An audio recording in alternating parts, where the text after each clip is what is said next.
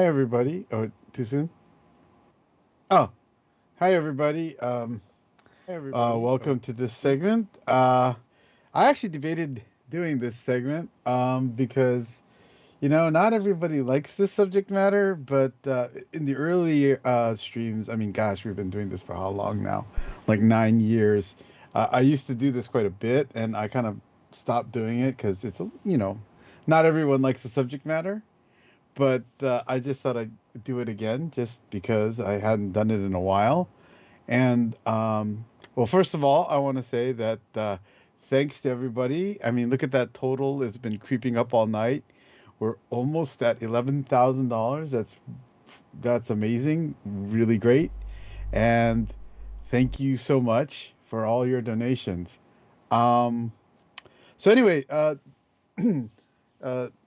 if you know me, especially if you've been following these streams for a long time, I'm really big in anime, and it's a lot of times people say, "Well, you're into really serious stuff. Why you're also into anime?" But I really like anime because one of the things that it does is that it really, um, it's a form of entertainment, or it's not really a genre, but I guess it's a media or medium where the way that the business model is structured, you don't need a really large audience to make an anime economically viable. Yeah, I used to be involved with anime from very early on.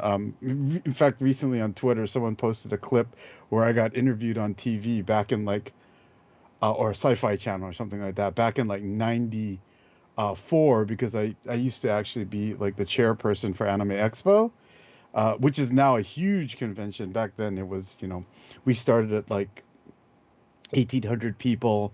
And then I think by the time I left, it was about 35,000 people. Now it's like, I don't know, 150,000 people, something crazy like that. But in any case, or maybe more anyway. But in any case, what I really like about anime is that you can have some very niche subject matters, but it's still economically viable because the business model is based on being able to sell sort of like certain merchandise and TV rights and everything else to um, cover that, and the audience size doesn't actually have to be really big. To give you an example, and part of this is a little bit of the way the Japanese media is structured. There's this huge body of work called doujinshi, which is self-published. Now, in Soviet times, there's something called samizdat, and samizdat was self-published things, and that was usually for works of literature and art and everything else that was actually kind of frowned upon by either the Soviet government or the party. This is a little bit different in the sense that what it is that I can go to a print shop with my files that I've put together to print a comic book or whatever, and basically publish it myself. And then there's these giant markets in Japan where people sell to each other for like $5, $10 a piece. They actually sell these self-published books. And to give you an idea of how like specific this stuff is. One of my projects, this was outside of work, so I was working in the game industry already when I did this, but one of my side projects was I basically did a comic with a friend of mine who was an artist, and I was the writer. We did a comic book where it was set in World War II, but it was an alternate history World War II, where basically, quote unquote, witches are riding around on basically these flying motorcycles, and they're acting as scouts, and they're fighting off the aliens that had landed in World War II. And there's an whole alternate universe, alternate history universe, and everything else. And I made a comic of that. And to give you an idea, I when I went to one of these comic festivals, the biggest one called Comic Market, um, which has 10,000 different clubs. They're called circles in Japan, selling their own self-published work every day for 3 days. So that's 30,000 groups that are selling their own. And there's still too many people who want to get into this komike, by the way. They have to use a lottery for those 30,000 seats. It's a crazy system. And it's if you can see it once, it's absolutely amazing. But anyway, um, what would be relevant to this crowd is the fact that um, even though I was doing this alternative history World War II setting, when I put my book in for to sell it, I was grouped with all the other people doing World War II Eastern Front. In fact, um, sort of comics and stories and everything else. And so I did this a couple times, and we started all recognizing each other and everything else. So that gives you an idea how niche entertainment culture kind of works in Japan. And that's why I think you'll see anime actually has a lot of these really interesting kind of topics where they can narrow down a really focused topic, and that's why, for instance, military themed stuff and military themed anime, which I'm going to talk about today, you'll see a lot of it is because the audience doesn't have to be. It doesn't have to be a South Park to get made, and so that's what's really amazing about it. So, in any case, here are a couple of my top picks. I've done it, which is specifically wargaming before, but I thought I'd broaden the aperture and just go through more of a laundry list and talk about a whole bunch of stuff all at once. Oops, didn't have the right focus. So first of all, let's start off and review this because I think that this list is pretty well known. I actually missed one that I'll talk about a little bit later, but is wargaming sort of related stuff. So specifically wargaming related stuff. So of course, the one that I think a lot of people who are watching this, because I certainly, every time I do this stream, everyone says, what about more GUP tanks, is Girls and Panzer, which was a TV show from 2012. It obviously, I mean, when you watch the show, if you haven't, it was obviously inspired by World of Tanks, and later on, obviously, we were able to do cross promotions with them, which is really great. And a lot of people keep asking about why we don't do more GUP stuff because there's been a continuation of the GUP franchise or the Girls and Panzer franchise. Well, it used to be owned by an independent studio called Actus. However, recently, Bandai bought the title, and Bandai makes their own games, including tank games, which is why you probably won't see more licenses from Girls and Panzer, and that's a little disappointing, but it's understandable. It's one of those business things that that's the one problem with licenses. A lot of times people won't cross license because they're both games, and especially if they have games that are kind of similar. So that's the situation. There's never say never, obviously, but a lot of people ask about that, so I thought I'd explain that situation, and that really only changed recently. Like maybe about a year, no, it's probably about 2 years ago now. But in any case, so basically, instead of it being an independent title, um, to give you an idea, though, a lot of these franchises are actually based on. The reason why I mentioned the doujinshi in the beginning is that a lot of things like this kind of thing are a bunch of friends who either work in the industry or something else, but as a sideline, they do like World War II, this doujinshi thing I'm talking about. And then they form, maybe, it gets successful enough that they form their own company. And the people who did Girls and Panzer, a lot of them came from the Strike Witches camp, which I'll talk about a little bit later. But and what was interesting is that my military themed doujinshi, because it was kind of influenced by Strike Witches, I was really flattered when one day when one of the translators of that group came by my table and said, "Hey, Darold, we've been actually following your doujinshi, and do you have a new one? Because I'm here, to buy for the rest of the group." And he bought a bunch of copies, and apparently that got, you know, sent over to those guys. And that was one of that moment was pretty amazing for me. But um, that's kind of how things work. So anyway, and right now, after Girls and Panzer TV series, of course, there was Der Film, which came out in 2015, and that one was moving the storyline beyond the TV. So if you've only seen the TV, there is actually quite a bit more that came out later on. Its availability in this, outside of Japan is a little bit wonky because everything gets negotiated individually. Der Film was the first one, and that's where you start seeing in the Girls and Panzer universe, basically high school teams are fighting using tanks. So it's pretty, you can tell it's pretty much influenced by a basically tank versus tank game that becomes reality. And basically in Der Film, the high school team goes up against a college team, and the college team, of course, moves their technology up a little bit. So you move from World War II to kind of post-war Cold War era, and so that's what's kind of cool about Der Film if you haven't seen it yet. Um, the current series that's running is Das Finale, and this is a series of 6 films. They're on film 4 now. Oops, do we have a giveaway? Oh, we have a giveaway. What's the giveaway? Ah, Polish tank. Okay, cool. Um, it looks like it's all being handled. I know Tank is pretty tired, so I really appreciate all the work he's been doing. Yeah, the Um, giveaways for the CS 52 lists. yeah, yeah. The CS 52 LS. Okay. In any case, so this one is now where they basically, this is a series of films, which I don't think we do in the States so much, but is basically a series of 6 films, and each film kind of focuses on a different team that they fight. So, for instance, they fight the French team, they fight the Japanese team, they fight Japanese themed team, and then et cetera, et cetera. And so you get to see a lot more.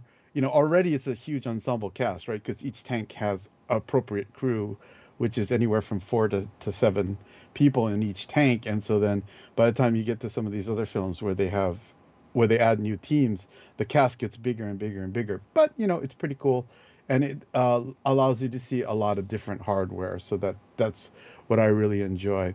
I actually saw the previous one, this one, in what's called 4DX, and those theaters are pretty rare. It's a Korean format, but it's basically motion seats and everything else. If you ever get a chance to watch, was it, I think it was, yeah, it was their film. Anyway, if you ever get a chance to watch one of these films in what they call the 4DX format, find it, because basically what these are motion seats. Like you can't bring stuff with you into the theater and everything. You have to like leave it outside, but basically it has motion so that you actually feel the tank like as it's going over rough ground. The seats are moving up and down. They have stuff built into the seats, so like when a round whizzes by the tank, you feel a puff of air as if it's something just missed your head. If you splash in water, you actually get a little wet. Those theaters are really awesome. I hope that they're still running, but you know, considering the times, maybe they've deactivated a lot of that. Um, but in any case, that's just a cool little bit. Arpeggio Blue Steel was another basically a collaboration done by the Warships team. It's kind of an interesting alternative future. Again, they're finding kind of these aliens over the oceans. It's neat. There was a cool collab, etc. I have a lot of titles to get through, so I'm not gonna basically spend too much time. I initially named this the top 35, so I got to go through it. Another collaboration that happened was High School Fleet with World of Warships, and this was another because of I think the popularity of this anime called Konkole. Sorry, excuse me, a game called Konkole, which then became an anime. Basically, it's anthropomorphized World War II warships. Then a whole bunch of other shows started coming out. So basically, High School Fleet is Girls in Panzer for the Navy. Because what it is that in the future, I think because of global warming and everything else, most of the planet's surface is actually covered by water, and so basically, uh, when you go to school, you're actually training on how to basically man these ships, and these ships are sort of the police force and everything else of the high seas, and that's what High School Fleet is all about.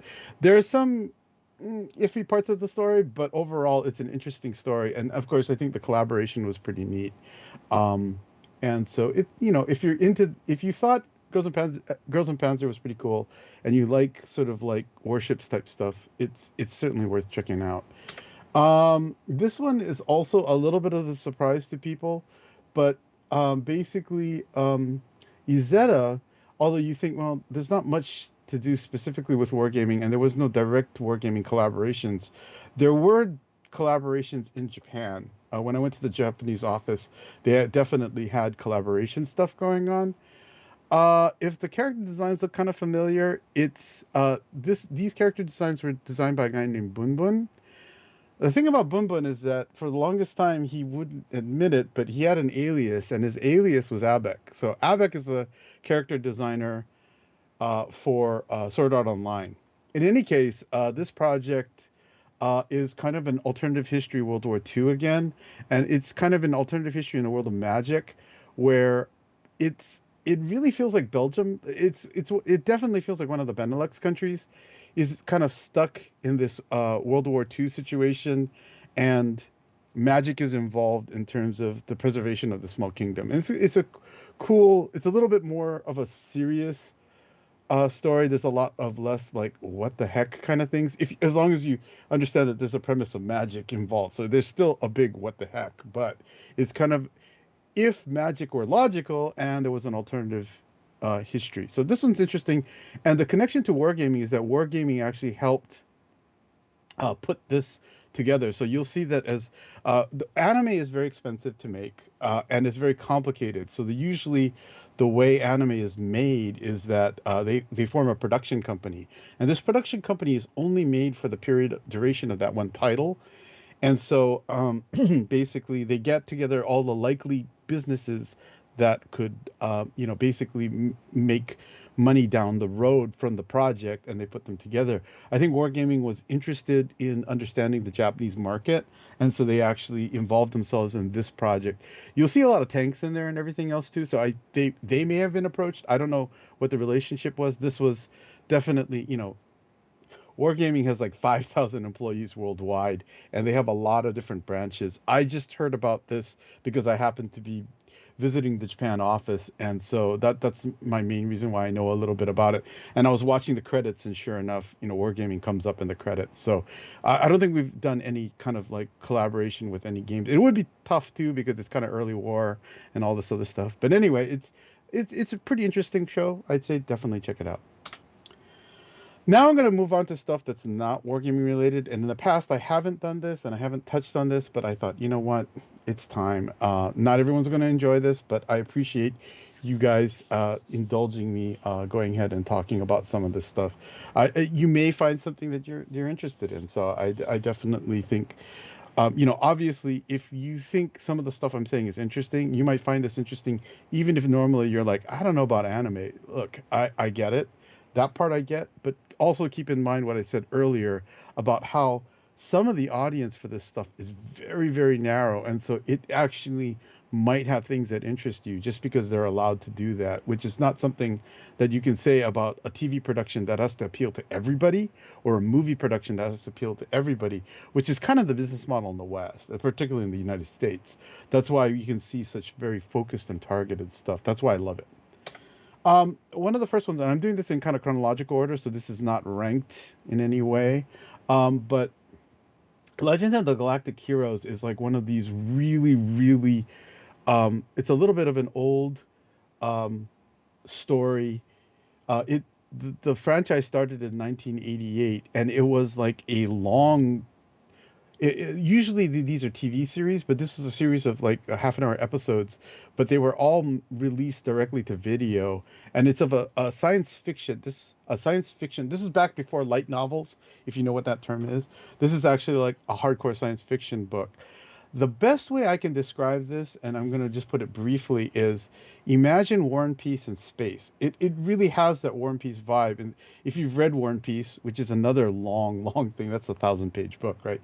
But it moves from the foot soldiers all the way to the aristocracy during the Napoleonic Wars, and it kind of moves through that. And so you get to see the perspectives of the generals making the generals making the big decisions, and then the soldiers having to carry it out. And this is set in space with giant battles. I mean, rarely do you see battles where thousands of ships are on both sides, and you get to see the perspectives of the generals and the political machinations behind the scenes before the battle occurs. And there's a high parallel. What I absolutely love about this series is that you are talking about, for instance, Napoleonics in space. So imagine Napoleonic combat, which is already really interesting if you kind of read it, especially like you read Napoleon's battles and everything else. But imagine Napoleonics in 3D space. And that's the kind of tactics and everything else you'll see in this series, which is great. It was re-released in 2018 to be more accessible. So the graphics I'm using are from the 2018 version, which is the new these, which is or the new thesis, and it's kind of a reinventing of it. The funny thing, yeah, I have a really funny story about this. I was actually, when I was a professor, it's hard to make ends meet. I think I didn't have a teaching position at the time, so I was working part time at Bandai. Just they needed a QA tester, and because I had worked in games before, this is before I entered the game industry more seriously. Um, I was QA testing something for Bandai, and then the president of Bandai Entertainment at the time came out of his office and said, "Hey, Darold, I'm cleaning my office out. You like Legend of the Galactic Heroes, right?" And I go, "Yeah." Oh, here, take this. And he basically handed me the entire set, the Master Key set, because apparently they were talking to Bandai at some point. So he just handed me the entire set of all the content, and so I still have that in storage in LA, I think. But anyway, it's really funny. That's a weird little anecdotal story. Um, in any case, the next one is this is actually trying to cover the.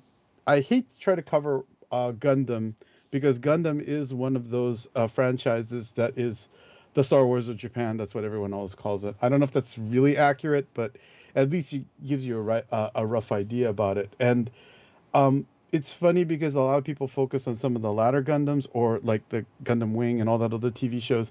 I'm older, so the one that really brought me in is when the Gundam franchise moved from being just a kind of a kids franchise to when the kids that grew up on Gundam started becoming adults. So they started telling a lot more serious war stories. And the one that really drew me into Gundam, not original Gundam, believe it or not, but it was uh, Mobile Suit Gundam 0080 War in the Pocket.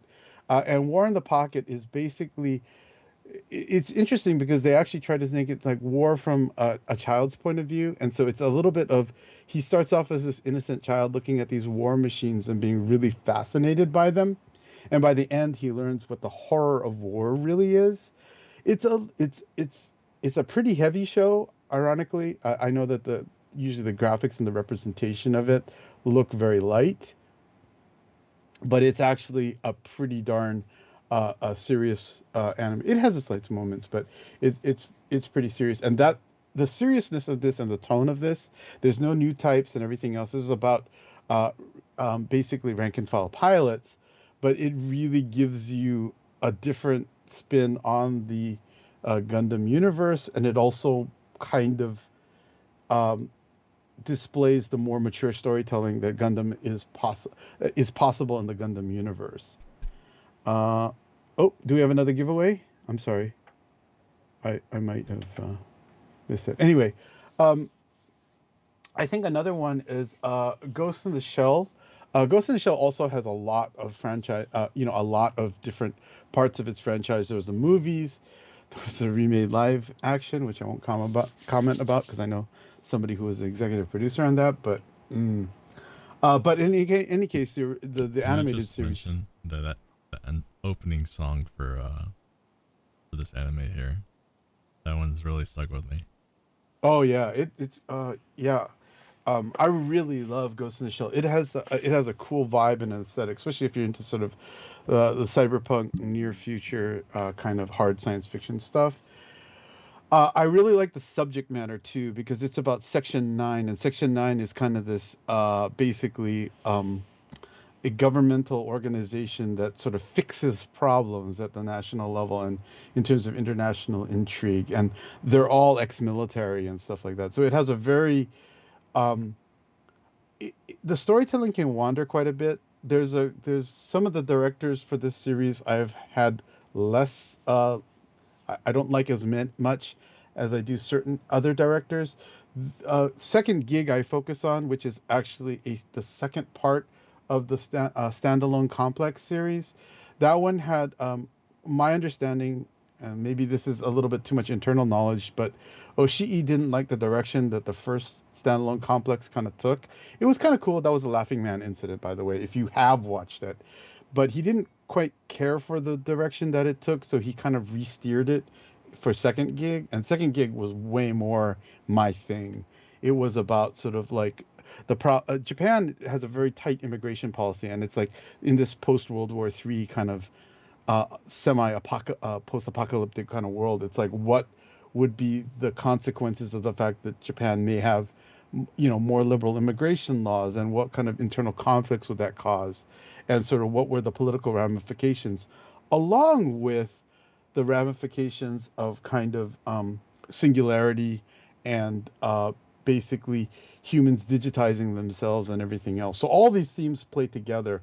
You can always tell when Oshii is involved in this because it gets very philosophical and it gets very political at the same time. So I really like this. I think it's very mature and really cool storytelling. Um, this one is an interesting one. This is from 2005. Almost no one had heard of this series. One of my friends was the American producer on this one. But basically, what this was is, and remember the year this was made. This is 2005, but it was a group. It's a science fiction where a bunch of uh, military cadets are training on board a starship, and basically, what happens is that their country gets overrun before they are able to graduate, but they happen to be on one of the starships that this country has made, and so they're like the last part of the navy that this country has to resist. But they're cadets. They don't have a full infrastructure to support their operations and everything else. So the crew gets the idea: we will sell the exclusive rights to our story to a network to be a reality TV show in order to fund our resistance movement against the forces that basically took over their home planet. And it's a weird premise, but it actually makes for a pretty entertaining story. And a lot of it has to do with us, tactics and being outnumbered. That's a real common thing, right? Like, oh, we're outnumbered, we're outgunned, but we're going to outsmart them. That's the kind of you're going to see that's one of my favorite themes, and so that's kind of one of the themes that runs in this one. It's not a perfect show. Not a lot of people have heard about it, but I actually have a soft spot for this one because I thought that there was a lot of creative ideas in here. Moving forward a little bit, this was actually a book and a live action movie, but it also became an anime. There was also an anime movie and series for this one. This is called Library Wars, and it's based on a very fantastical premise, but but because of that, it also gives you some interesting perspectives. But it was based on the idea that libraries are meant to be safe spaces for the preservation and sharing of knowledge, and what happens when a society turns upon itself and decides to censor itself. What are librarians obligated to do to protect the openness of knowledge? And the idea here is that in the future, Japan is extremely divided. On one side, that there's a strong force in favor of censorship, and on the other side, there's a group that wants to defend the constitutional rights of the of sharing of knowledge and of preserving knowledge. It's sort of the book burners versus the non-book burners. And what ends up happening is basically both sides militarize.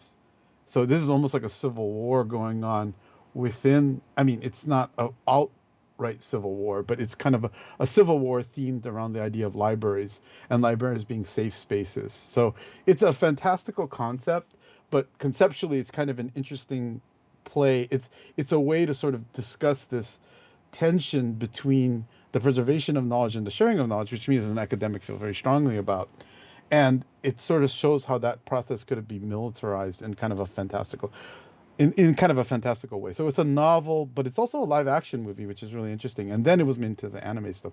I think that's the order. It's been quite a while, so I want to get back to the Mobile Suit Gundam, and again, like if you find you like Gundam, there's a lot of it, but some of the good entry points. The other one I really liked, and although it's all CG, and this CG is in my mind pretty primitive stuff, it still kind of gets the idea across. It's Mobile Suit Gundam MSA Glue, and specifically MSA Glue 2, because and you can enter into this one without having watched a lot of the other stuff.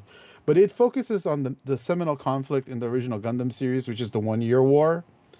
But what this specific one does is that it talks specifically about ground troops, and it talks about the invasion of Earth from the colonial forces, and Earth forces fighting back against them, and it covers that from an infantry point of view, which is, or I should say, a common soldier's point of view, and it's a bunch of different vignettes. There are tanks, so it's kind of an interesting take on the Gundam universe, which is predominantly, is something that you almost always think about as being these giant fighting robots. But at in the early the way that the story works is that the Earth forces did not have these robots early on. Only the colonial forces did. So this is kind of it. This discusses the transition between not having those armored behemoths and having the armored behemoths and everything else. So pretty cool. It's pretty cool. Oh, congratulations. We have a winner. Awesome. All right. I'm going to keep moving. The other, I think then the other place that might be a good place to enter into the Gundam universe is Gundam Unicorn. And I believe this is on Netflix. So it should make it a little bit more accessible. But again, this is another one of these war stories. And this is carrying the storyline of the Gundam universe far beyond the 1 Year War. But it's animated more recently, so I feel like it's a little bit, it's a little bit easier to access, because the original Gundam, they never reanimated it. So now, it's a 40-year-old, 40 plus, 40, almost 45-year-old anime. So it's a little dated now, but this is a more modern rendition of it. And a lot of the same themes are in here. And yes, it's big robots, but they're piloted by pilots. They're a lot like fighter jets, in some ways. The mecha combat in the Gundam universe is very much like it's a cross between sort of an aircraft, sort of dogfighting in an aircraft and tanks. So I think it's still interesting stuff. I actually saw somebody commented about this, and I didn't want to say anything because I did have a slide for it later on. But in 2010, we have Sound of the Sky, Sora no WOT, and this is where we start seeing the transition of the genre, where the aesthetic of the overall anime sort of moving towards cuter faces. But, excuse me, I'm going to cough.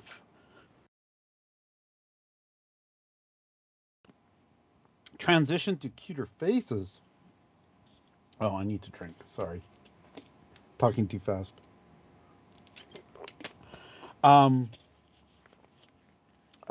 Cuter faces, but the subject matter is still pretty serious. This one is about a country that supposedly is like Helvetica, so it seems very like European Swiss. But they mix a lot of different European lore in this, so I don't think it's supposed to be any one place. It's another alternative history type thing, where they basically just ended a big war, and this is a garrison of troops that are sort of in the post-war period, and it actually involves a musical corps. So it's not meant to be as serious and as dark, but ironically there are some combat vehicles and everything else in it, and it's supposed to be sort of covering more of a slice of life kind of thing, but for a military unit. And a military unit that's not in the front lines. It's sort of in a post-war mode. I still find it kind of interesting, and it's definitely a watershed in the sense that this is when we start seeing a transition of the visual style. But it's certainly story-wise. And everyone who's saying that this is a hint as to what the future seasons will be, don't read too much into it.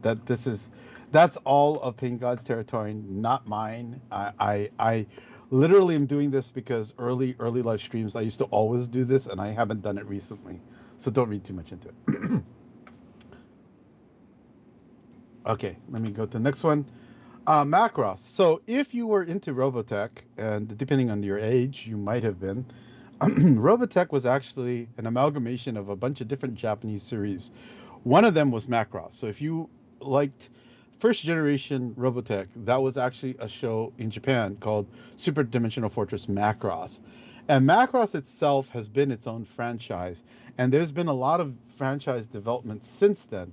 But because of the way the rights worked out in the United States, because a company named Harmony Gold owned the rights to the first season of Macross, which they then turned into Robotech, they have never been able to formally release any subsequent Macross product except for Macross Plus since. And so this is one of those big series that are outside of the U.S. bubble in terms of entertainment, and because it never got exported to the U.S., it didn't really go to the rest of the world. So recently, like literally, like I want to say like a few months ago, maybe 6 months ago, um, after like like 30 years, they finally struck a deal to resolve the rights issue, and so now we'll start seeing international releases about it. And this is so the Macross franchise has its own storyline that's separate from the Robotech storyline. In fact, the original storyline is also quite different. Proto-culture literally meant pre-culture. If you're into Robotech, you'll know what I mean. It wasn't a substance. It was an actual culture. It was a culture, sort of the progenitor culture in the universe. And so the Macross has continued down these storylines with increasingly sophisticated animation and sophisticated storytelling. And Macross Frontier was a TV series that came out a little bit earlier, and then basically made 2 movies afterwards, and this is the second movie.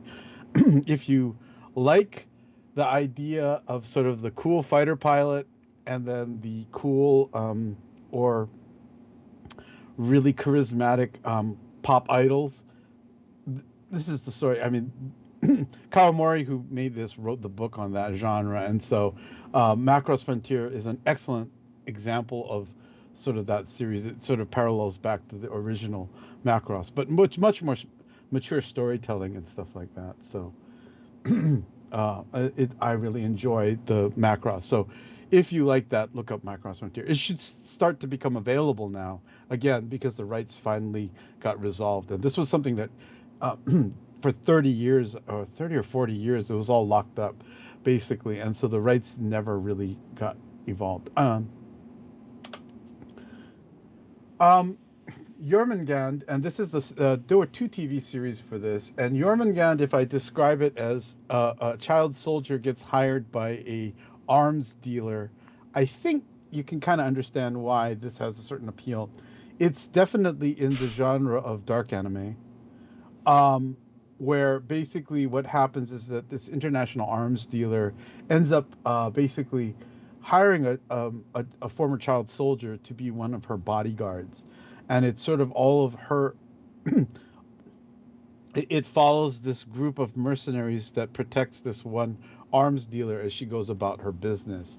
And it's pretty dark, but I really enjoy it because it tackles a bunch of interesting topics, and you certainly would never think that your main character for a show would be an arms dealer. I mean, there've been a couple movies, so I suppose it's not entirely out of the realm, but you kind of like her and you kind of don't like her, and she's a little sociopathic, but it's a it's a pretty interesting show, and I think that it's definitely worth giving a look. Oh, congrats! Who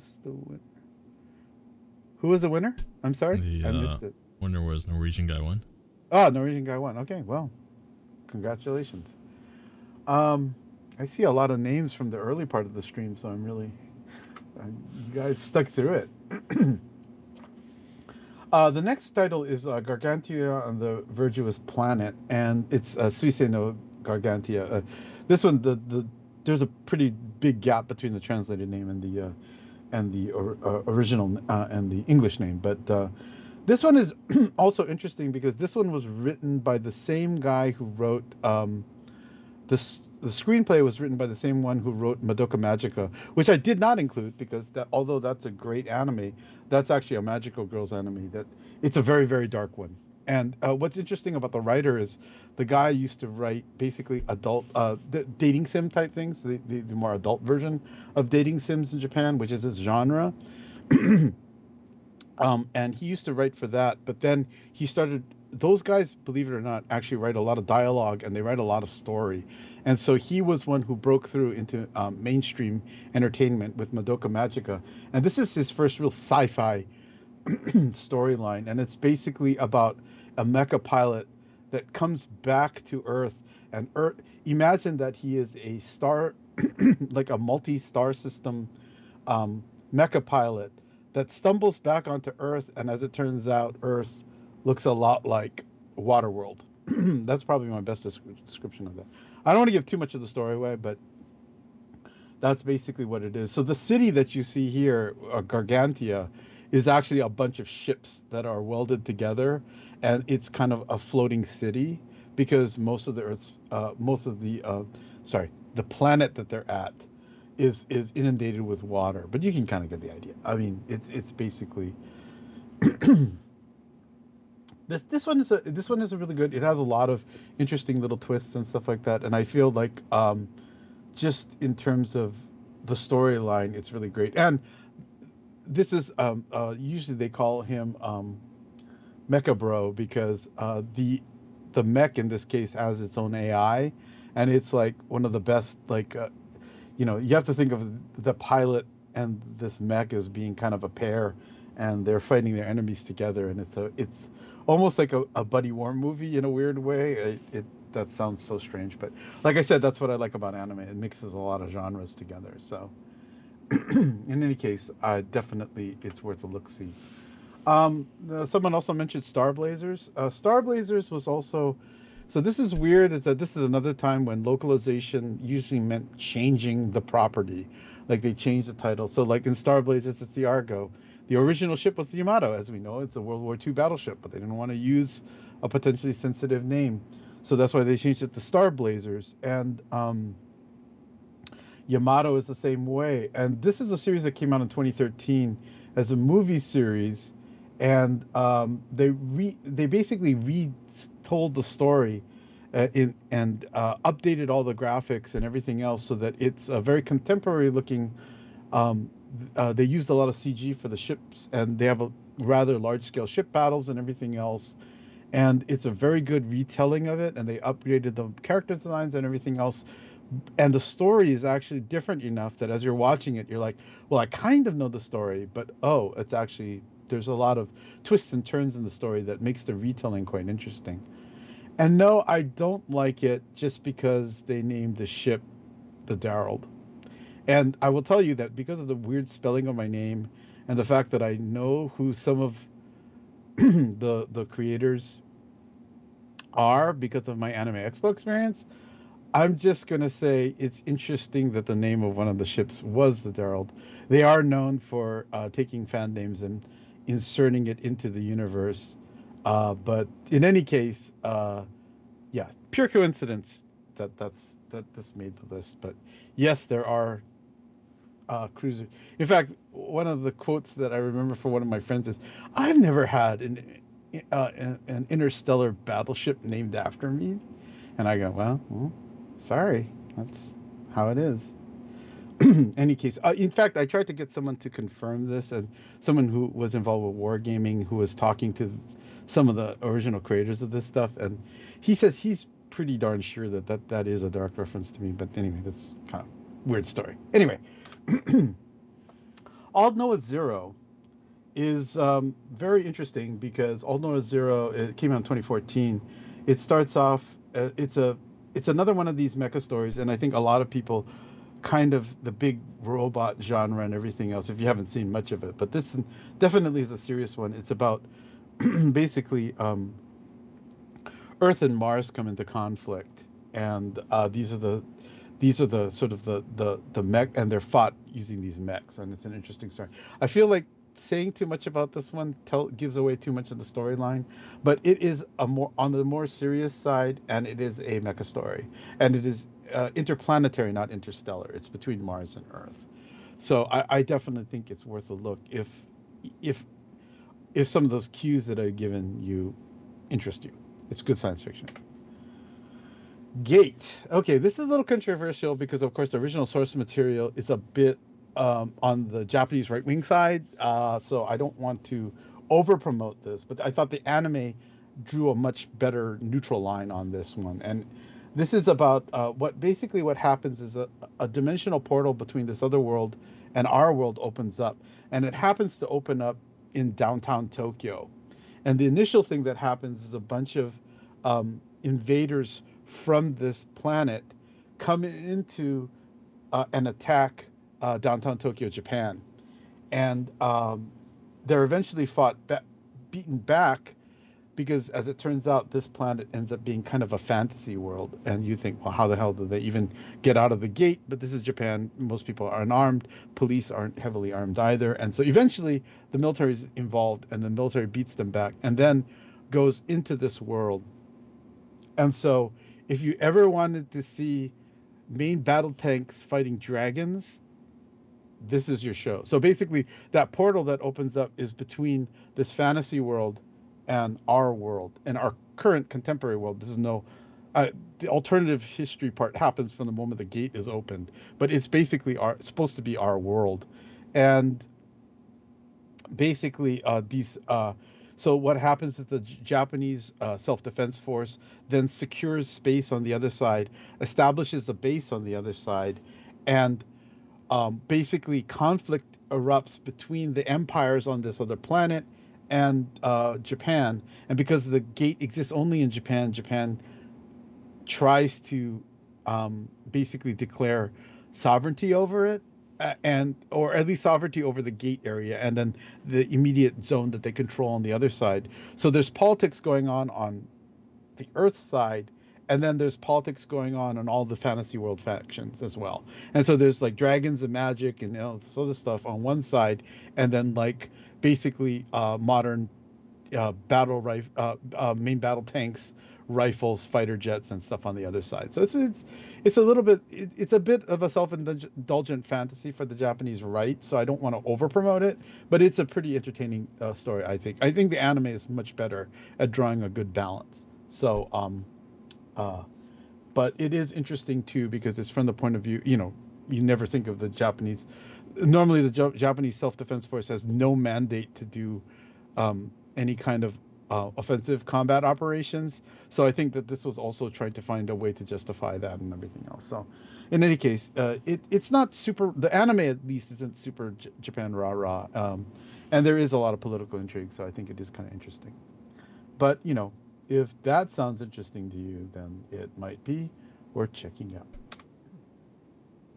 Going to go back to Gundam again. This is the most recent kind of big franchise in the Gundam universe, and it's the origin. So it goes back to the period before the 1 Year War, and through sort of the early stages of the war, and it's just a new animation, but it's very clean and it explains the universe. You don't have to know the other lore of the Gundam universe to enjoy it, but if you're into Gundam and you haven't seen it, I strongly recommend it. I think a lot of this stuff is available on Netflix and on Crunchyroll nowadays, I think. So I think it's definitely worth checking out.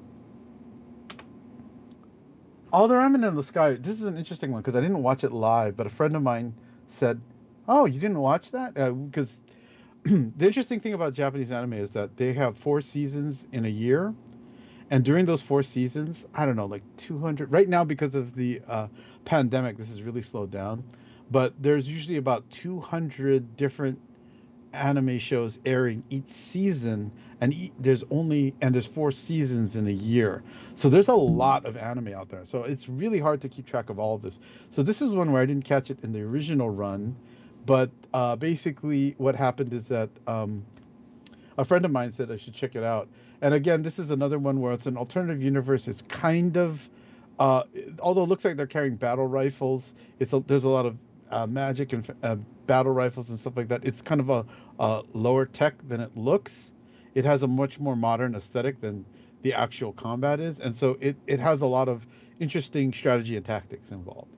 So, and it's a fairly good character drama too. So this is another one that's not really well known, but I actually enjoyed it quite a bit. And again, I really like the smart commanders making do with what they have as opposed to what they want. This definitely plays on that theme of how can you be creative with your forces, preserve your forces, sometimes use them when you need to, but basically get your strategic objectives.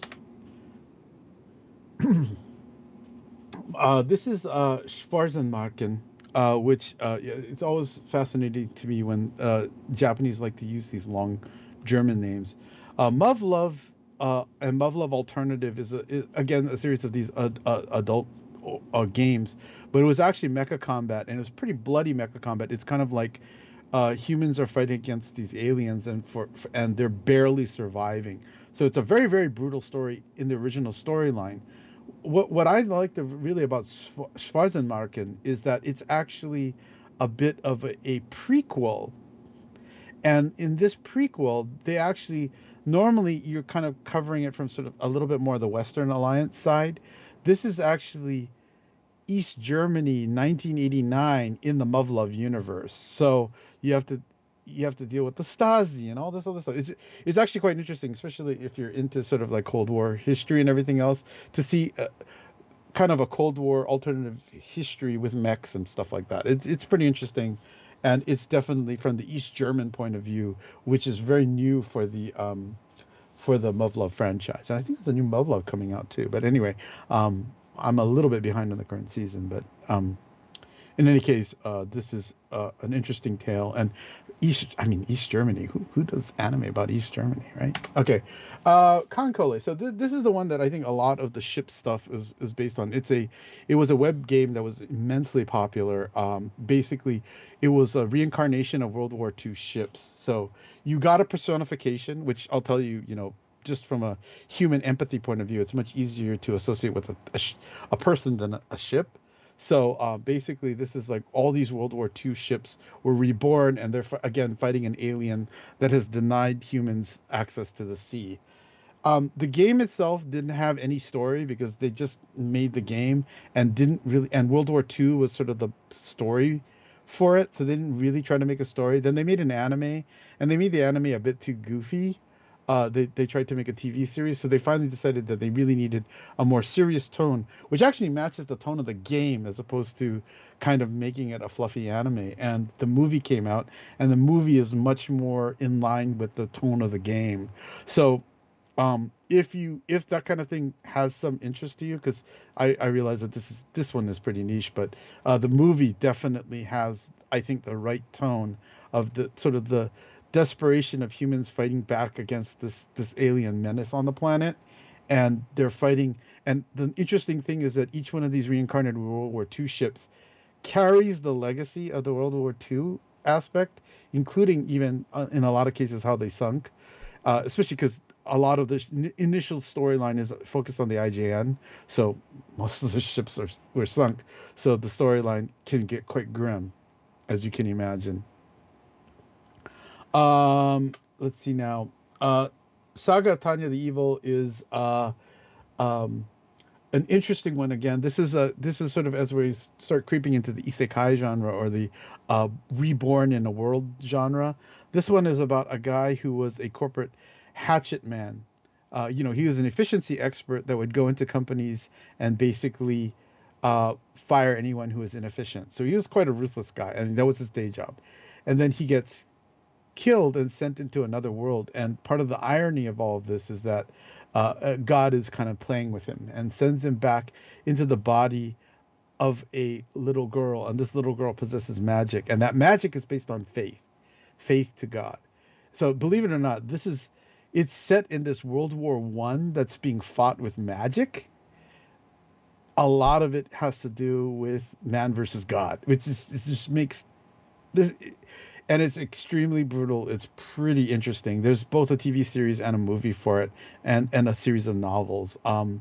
If you kind of are interested in some of this stuff, it's yeah. No, I better be careful what I say, but yeah, it is an interesting storyline. It's sort of like if someone who kind of was an efficiency expert, knows history quite well, were sent back into this historical world, but also carried with him a lot of knowledge of, if it basically modern world knowledge, and applied it in this scenario, and sort of applied it in this sort of World War One that was being fought with magic.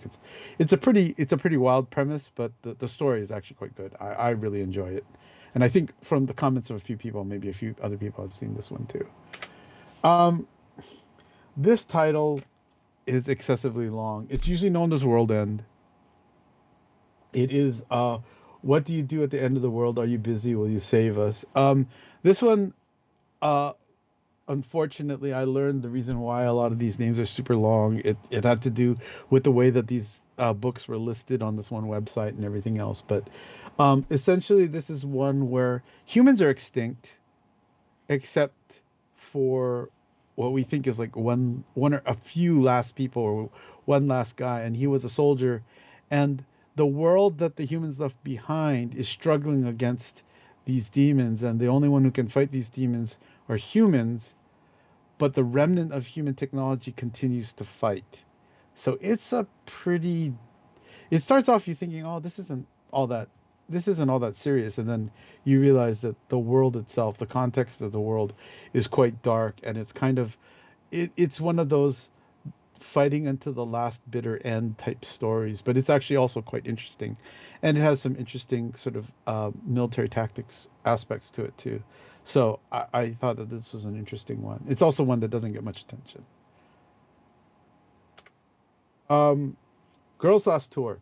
This one is literally end of the world type storyline. And it isn't necessarily very military themed, except for the fact that it's known for its two main characters. I argue that there's three characters in this show, and the third character is the Kettenkrat. And so, purely from the fact that if you think the Kettenkrat is kind of a cool vehicle, the Kettenkrat is the third character in this anime, and this is very much a journey type story. So it's not necessarily something excessively plot driven.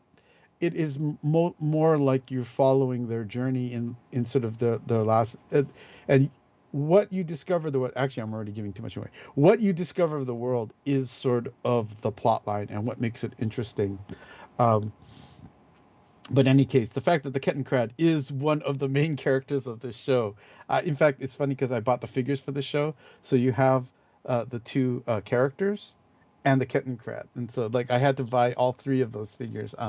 It's a pretty interesting show, and it's not what you think it is. I think that's the most important thing. Like it's drawn in this very cute style, but it's a little on the depressing side. Just keep that in mind. I want to emphasize that a lot of the anime that I'm talking about, it's book. Don't judge a book by its cover. Violet Evergarden, I already saw that too. This is about a post-war veteran.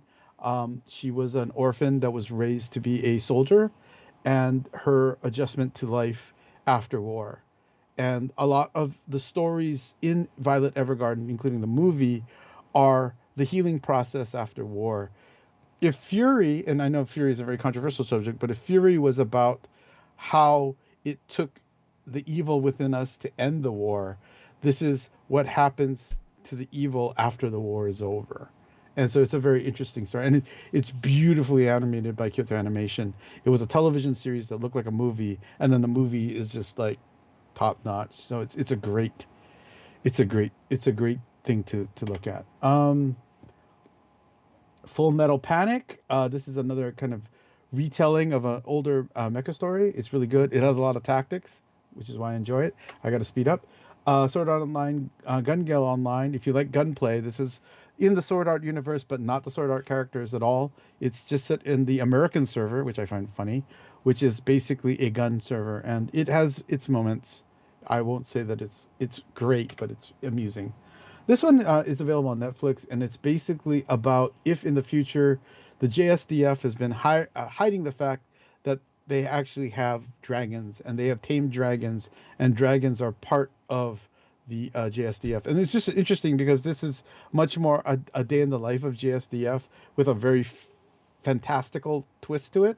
It's an interesting story. I think it's kind of cool. Girly Air Force I include because I am a huge fan of Swedish fighter aircraft.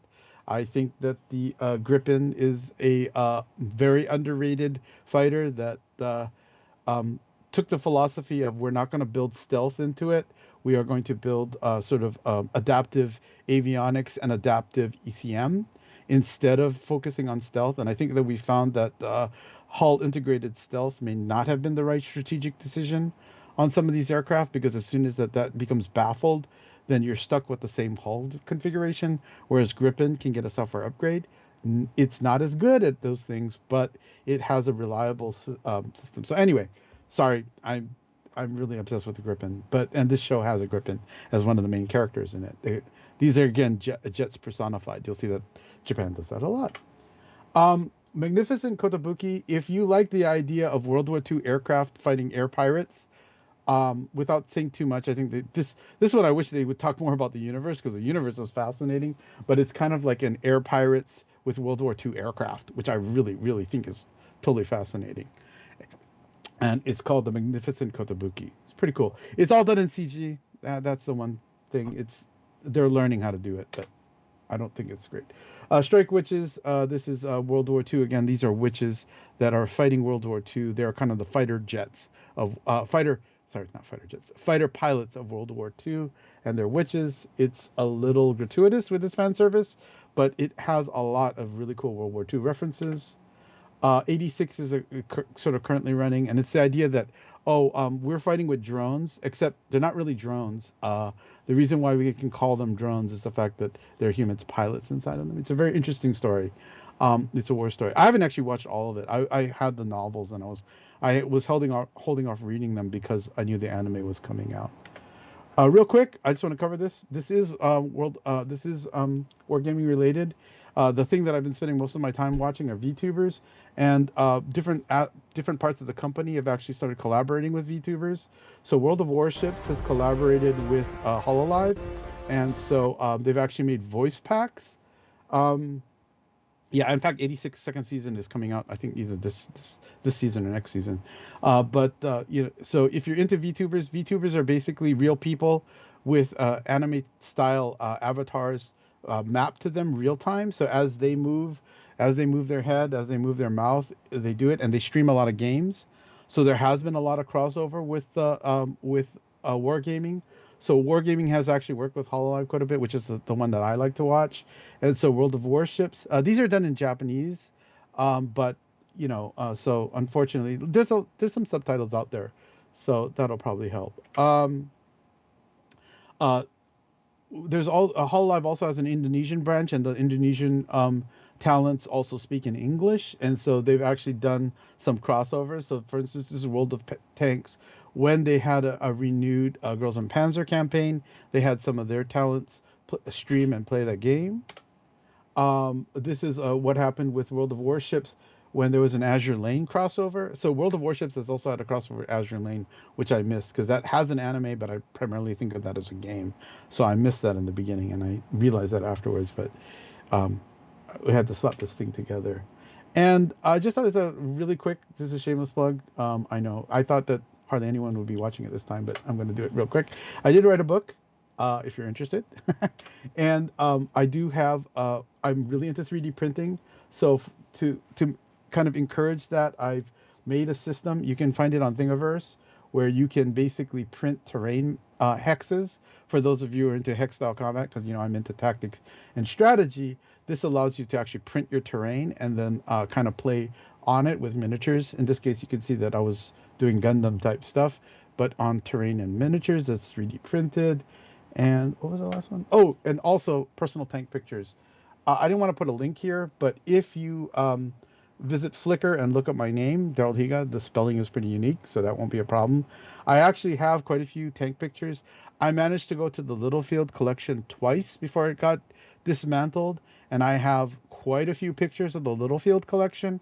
I've also gone to a number of other military museums over time, and I have a lot of pictures of tanks on my Flickr page. So if you happen to stumble by my Flickr page, you'll see a lot of stuff. Like I actually had pictures of a M60A2 Starship, which is, how many pictures are you going to have of that? In any case, I want to once again thank everybody. I know I kind of ramrodded to this, and I was trying to kind of monitor chat, but I wasn't doing a very good job of it, so I apologize. But this is something that I've been meaning to get off my chest for a long time. It's hard to get permission to do this stuff, so I just did it anyway. So I apologize for those of you who are really absolutely don't like anime, but I do want you to take it seriously, because there's a lot of stuff in here that if you like World of Tanks, you might find interest in it. You'll notice that our company does a lot of crossovers and stuff like that. There's a lot of crossover. The looks may be deceiving, but the story is still there. And a lot of cases, the history is also there. The people who write this stuff and make this stuff are fans just like us. So I just thought I'd mention that. Anyway, thank you very much for all of your donations. It's really, really appreciated. And I think we are about to. Tanksters, you're gonna wrap this one up, right? Yeah, we're going over with pills here. So, I'm sorry. I did not. One more hour. We're almost here. Yeah. Okay. So in any case, bye everybody. I will see you guys later on. All right. Thank you. Take care. Bye.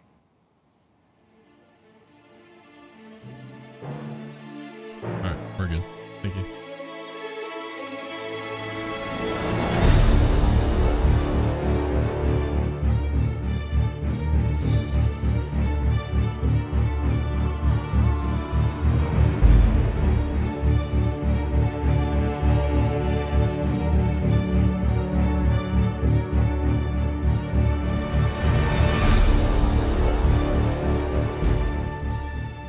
Hello everyone, I'm Leo Flores, Senior Game Designer, and I make all the tanks.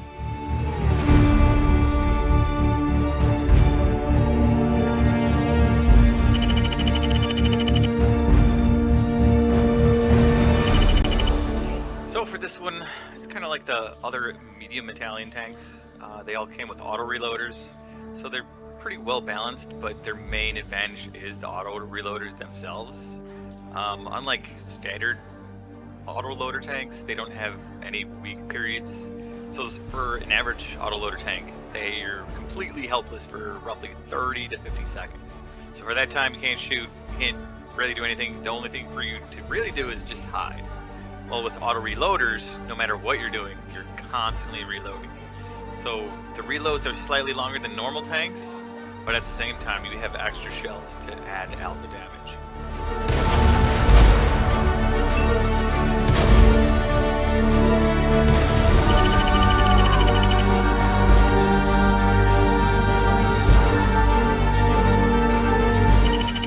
Well, that's a couple things actually.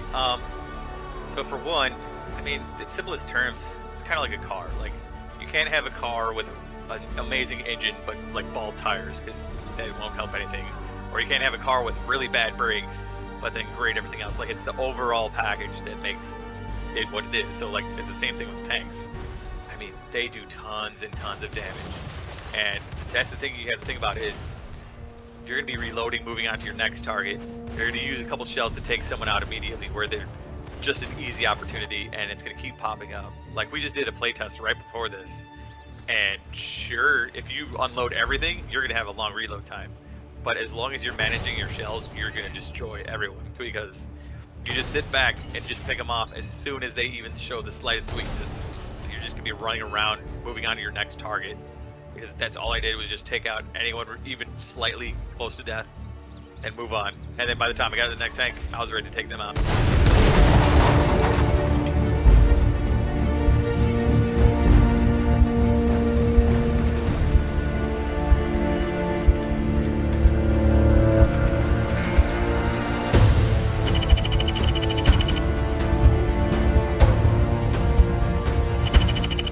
So it's probably going to do very well. We have a lot of data on all the Italian mediums, and they're all doing very well, some better than others. But we have a pretty good idea that it's going to do very well against other tanks. It's not going to play like normal heavies, so it's not like a straight up brawler. It's more of like a support tank, kind of like some of the AMX 50s or T57, where you have those extra shells, so you don't really want to be taking all the damage, but you can do a little bit of tanking. But you're basically supporting, or trying to support others, and then dish out all the damage while taking a couple shots here and there. So usually everyone's going off of the perceived reload rate of that burst shell, and so a lot of tanks are like 1100 or 1000 or 900, and it's very, very low compared to everything else. But they're not really taking into consideration that there's roughly 720 more damage if there's 2 extra shells, or up a couple thousand if there's more shells in the higher tiers. So there's a whole bunch of extra shells that they're not accounting for, and that's where the DPM disparity is a lot. Not always in a fight, so You're constantly reloading, so when you're moving to another spot, you already have multiple shells ready to go. So you're not hiding for half the match. You're not plinking away a little couple rounds. Like, you have that extra advantage of, if someone's slightly injured or even remotely close to dead, you're most definitely going to take them out with your multiple shells.